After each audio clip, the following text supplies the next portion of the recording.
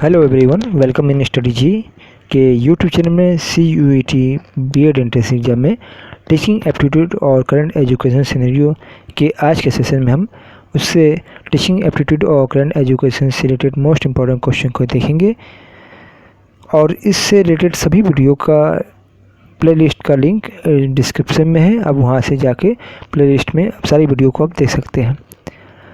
तो आइए स्टार्ट करते हैं टीचिंग एप्टीट्यूड और करंट एजुकेशन से related most important question number 201। इससे पहले हमने 200 क्वेश्चन को देख लिया है। यदि आपने अभी तक उसको नहीं देखा तो प्लेलिस्ट जो डिस्क्रिप्शन में दिया है गया है इसका लिंक आप जाकर वहां से देख सकते हैं। तो आइए स्टार्ट। 201 का क्वेश्चन है कि ऑपरेशन ब्लैक बोर्ड योजना कब लागू की गई?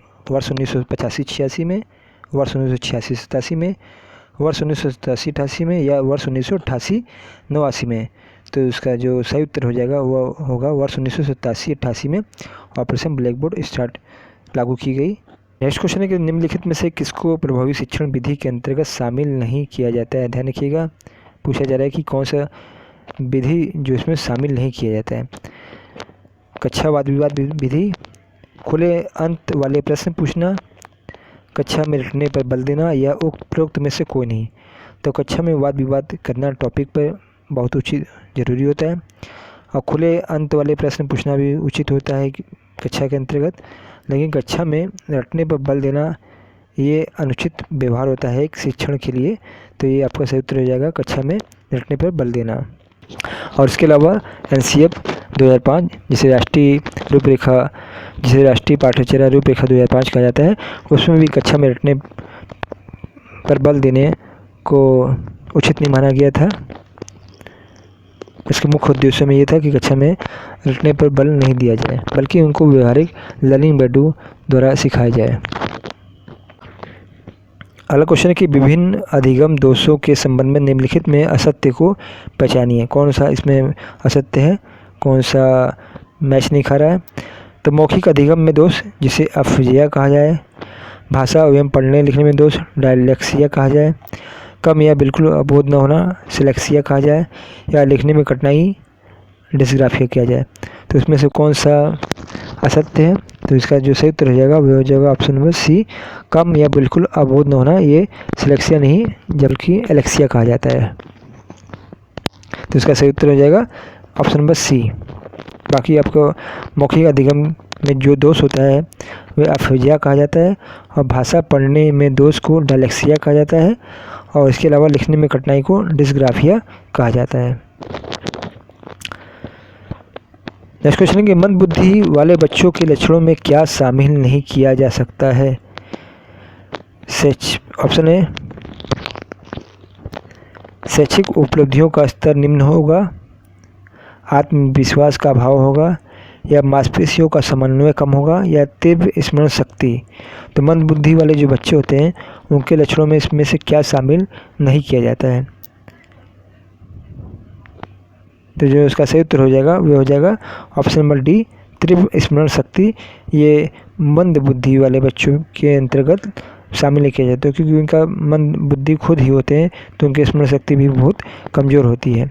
बाकी आपके शैक्षिक उपलब्धियों का स्तर निम्न होगा ये पाया जाता है, आत्मविश्वास का अभाव ये भी पाया जाता है और मांसपेशियों का समन्वय कम होना ये भी पाया जाता है, लेकिन तीव्र स्मरण शक्ति का अभाव होता है।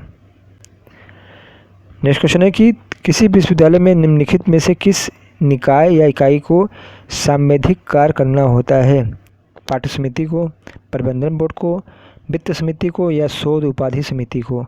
तो जो उसका सही उत्तर होगा वो होगा ऑप्शन नंबर B, प्रबंधन बोर्ड को सांविधिक कार्य करना पड़ता है एक विश्वविद्यालय के अंतर्गत। पब्लिक स्कूलों के माध्यमिक शिक्षा के विकास के लिए भारत सरकार द्वारा चलाई गई योजना क्या है? सर्व शिक्षा अभियान, राष्ट्रीय उच्चतर शिक्षा अभियान, या global incentive of academic network, या राष्ट्रीय माध्यमिक शिक्षा अभियान। तो जो इसका सही उत्तर होगा वो होगा ऑप्शन नंबर D, राष्ट्रीय माध्यमिक शिक्षा अभियान प्रारंभ किया गया था पब्लिक स्कूलों में माध्यमिक शिक्षा के विकास के लिए।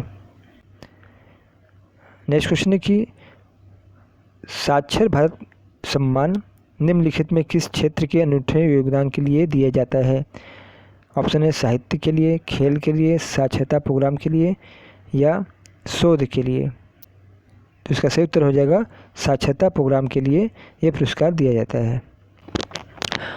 अगला क्वेश्चन है कथन संबंधित कि विद्यालय एक समाज होगा परंतु वह वृद्ध समाज के अंदर का एक छोटा सा समाज होगा। यह कथन किसका है? माध्यमिक शिक्षा आयोग रिपोर्ट का, फ्रैंकलिन का, हुमायूं कबीर का या इनमें से कोई नहीं। तो जो इसका सही उत्तर हो जाएगा वह होगा माध्यमिक शिक्षा आयोग का ये कथन है। शिक्षा आयोग के अनुसार निर्देशन कार्यक्रम प्रारंभ होना चाहिए। कब प्रारंभ होना चाहिए निर्देशन कार्यक्रम? प्राथमिक स्तर से, माध्यमिक स्तर से, उच्च माध्यमिक स्तर से या विश्वविद्यालय स्तर से। तो जो इसका सही उत्तर हो जाएगा वह हो जाएगा प्राथमिक स्तर से ही निर्देशन कार्य प्रारंभ होना चाहिए। नेक्स्ट क्वेश्चन है कि शिक्षा के व्यावसायिक गुणों में शामिल है। शिक्षा के व्यावसायिक गुणों में क्या शामिल है? व्यावसायिक परीक्षण, व्यावसायिक निष्ठा, उत्तम स्वास्थ्य एवं जीवन शक्ति या ऑप्शन ए और बी दोनों। तो एक व्यावसायिक शिक्षा में व्यावसायिक परीक्षण जरूरी है और व्यावसायिक निष्ठा जरूरी है। दोनों गुण जरूरी होते हैं एक शिक्षा के व्यावसायिकरण में। इसका ऑप्शन नंबर सही हो जाएगा ऑप्शन नंबर डी, ए और बी। अगला क्वेश्चन है कि राष्ट्रीय मुक्त विश्वविद्यालय की स्थापना हुई थी वर्ष 1980 में, वर्ष 1989 में, वर्ष 1981 में या इनमें से कोई नहीं। तो इसका सही उत्तर हो जाएगा राष्ट्रीय मुक्त विश्वविद्यालय की जो स्थापना हुई थी वह हुई थी वर्ष 1989 में। अगला क्वेश्चन कि विश्वविद्यालय शिक्षा आयोग की स्थापना किस वर्ष हुई? 4 नवंबर 1948 में, 5 नवंबर 1949 में, 4 दिसंबर 1950 में या 5 दिसंबर 1950 में। तो जिसका राइट आंसर होगा वह होगा ऑप्शन नंबर ए, 4 नवंबर 1948 को विश्वविद्यालय शिक्षा आयोग का स्थापना हुआ। सर्वप्रथम किसे विश्वविद्यालय शिक्षा आयोग का अध्यक्ष बनाया गया? डॉक्टर सर्वपल्ली राधाकृष्णन को, जाकिर हुसैन को, राजेंद्र प्रसाद को या वाहिगिरी वेंकट गिरी को बनाया गया। तो विश्वविद्यालय शिक्षा आयोग स्वतंत्रता के बाद भारत का प्रथम शिक्षा आयोग था और जो इसके अध्यक्ष थे वे थे डॉक्टर सर्वपल्ली राधाकृष्णन और जाकिर हुसैन जो थे वे वर्धा शिक्षा समिति के प्रारूप समिति के अध्यक्ष थे। सरकार ने कोठारी आयोग सिफारिश नीति का निर्धारण किस वर्ष किया था? 1962 में, 1972 में, 1980 में या 1968 में। तो जो इसका सही उत्तर होगा वो होगा ऑप्शन नंबर डी, 1968 में कोठारी आयोग की सिफारिश नीति का निर्धारण भारत सरकार ने किया था। किस वर्ष केंद्र की जनता सरकार ने राष्ट्रीय शिक्षा नीति का मसौदा या प्रोटोकॉल तैयार किया गया था? वर्ष 1989 में, वर्ष 1980 में, वर्ष 1982 में या वर्ष 1985 में। तो जो इसका प्रोटोकॉल जो मसौदा तैयार किया गया था राष्ट्रीय शिक्षा नीति का जनता सरकार द्वारा तो वे वर्ष 1989 में तैयार किया गया था। क्वेश्चन की विश्वविद्यालय अनुदान आयोग की स्थापना किस वर्ष की गई थी? वर्ष 1968 में, वर्ष 1950 में, वर्ष 1956 में या वर्ष 1945 में। तो विश्वविद्यालय अनुदान आयोग की जो स्थापना हुई थी वो हुई थी 1956 में। कोठारी आयोग का संबंध किससे? शिक्षा से, महामारी से, अकाल से या रेलवे से? तो कोठारी आयोग का संबंध जो था वह शिक्षा से था। अगला क्वेश्चन है कि कोठारी आयोग किस वर्ष गठित किया गया? वर्ष 1929 में, वर्ष 1954 में, 1983 में या 1964 में। तो कोठारी आयोग जो स्थापित हुआ था वह हुआ था 1964 में हुआ था।